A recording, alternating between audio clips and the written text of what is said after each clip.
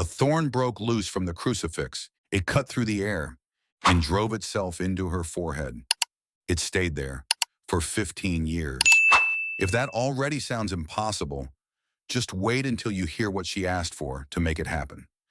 There are stories the mind refuses to accept, not because they're poorly told, not because there aren't witnesses, but because what happened simply doesn't fit into any law we understand.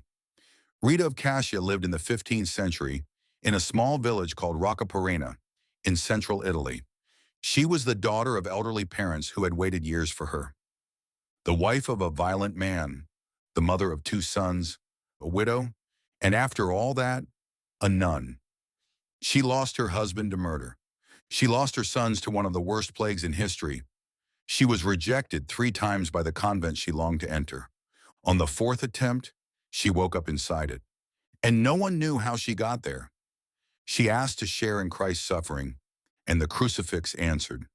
Today, you're about to discover the full story of Rita of Cascia and her final miracle, the most disturbing and verifiable of them all, something anyone can still go and see with their own eyes, inside a basilica in Italy. Let's start at the beginning. Margherita Lotti was born in 1381 in Roccaporena, a village so small it barely appeared on maps at the time. Her name comes from the Greek margaretes, meaning pearl. From Margherita came the name the world still knows today, Rita. Her parents were already old when she was born. Years of infertility had marked them with a quiet kind of pain. Her birth was seen as a grace no one expected anymore. And within her first days of life, something happened that no one ever forgot. A swarm of white bees landed on the face of the sleeping newborn. They entered and left her mouth silently, without agitation, without stinging, without causing a single wound. A priest who witnessed it stood frozen. The bees simply left, as if they had placed something inside that child that the world was not yet ready to understand. More than 600 years later, those bees still exist.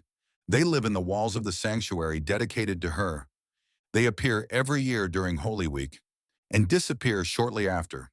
No one knows why. From a young age, Rita showed a deep desire to live a religious life. She was quiet, shy, and spent hours in prayer with an intensity that caught everyone's attention.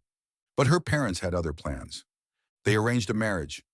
The groom's name was Paolo Ferdinando. He was known for his violent and explosive temper, exactly the kind of man no devout young woman would ever dream of marrying. Rita didn't resist.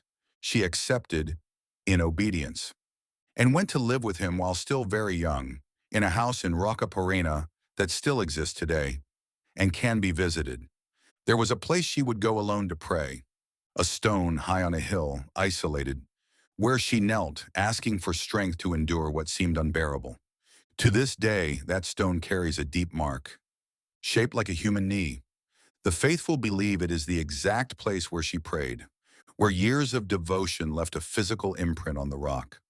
Over time, through patience and a gentleness no provocation could break, Rita began to transform Paolo Ferdinando.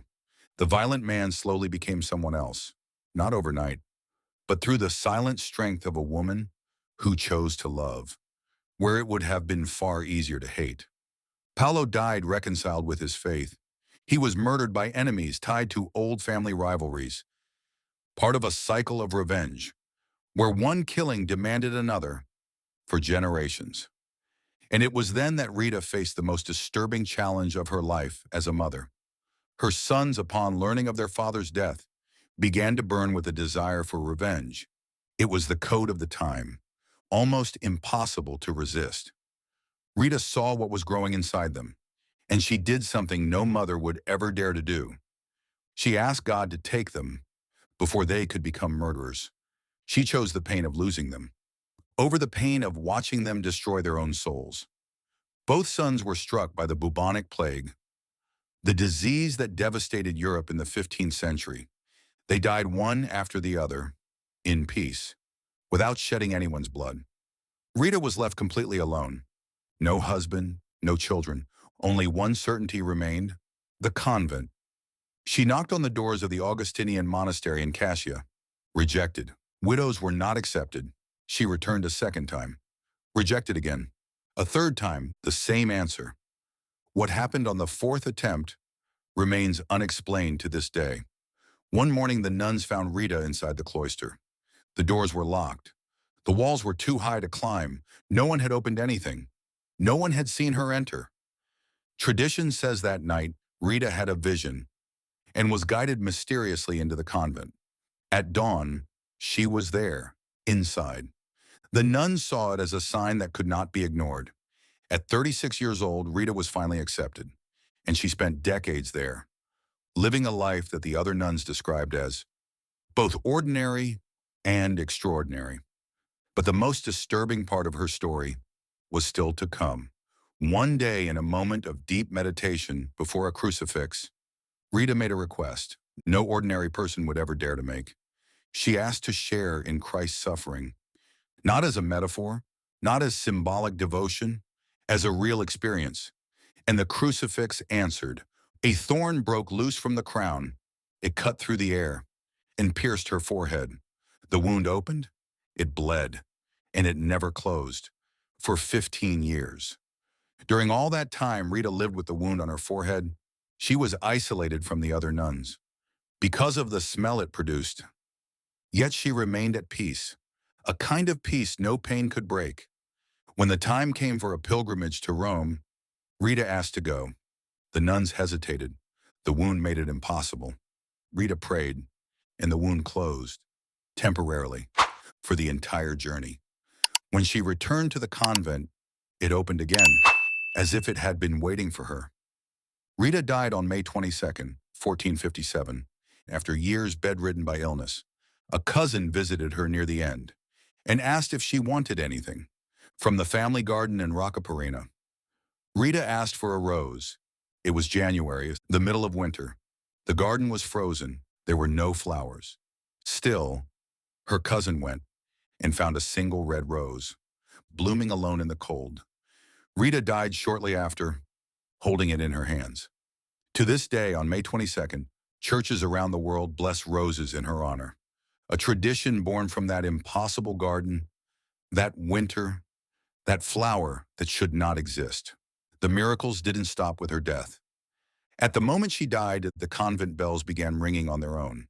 Soon after, the carpenter who built her coffin returned, saying he wanted to redo his work. He had been partially paralyzed after a stroke, but as soon as he expressed that desire, in front of her body, he was healed instantly. It was only the first of many. Her canonization process took centuries, nearly 200 years to be beatified, over 400 to be officially canonized in 1900. Documented miracles were investigated. Cosima Pellegrini recovered from severe digestive illness after receiving last rites. Elisabetta Bergamini regained her sight after blindness caused by smallpox. But the most verifiable miracle of all is not any of these. It's the one anyone can still go and see. The body of Saint Rita of Cascia did not decompose. It remains in Cascia, Italy, inside a glass coffin in the basilica built in her honor, just as it was in 1457. In 1627, when her body was exhumed, it was found incorrupt. No decomposition, no signs of artificial preservation. Visitors today notice her feet, dry, preserved, as if untouched by time. Her face carries the same unsettling stillness that defies conventional explanation. And there's something even more disturbing. Over the centuries, witnesses have claimed her eyes have moved. These accounts were recorded, investigated, and never explained. Her body remains there, visited by millions of pilgrims every year. A woman born from impossible hope, who transformed a violent man through patience, who lost everything and still chose to trust, who was rejected 3 times and entered where no one saw her enter, who carried a thorn in her forehead for 15 years, who asked for a rose in winter and received it, and who, more than 500 years later, still refuses to decay. Perhaps her greatest miracle is not the rose in winter, not the thorn, not the body. Perhaps it's the fact that a woman who lost absolutely everything still chose to believe, and that this choice made in a small convent in 15th century Italy, still reaches people today. People who light a candle, whisper an impossible cause in the dark, and say, something changed. If this story touched you, leave a like and subscribe.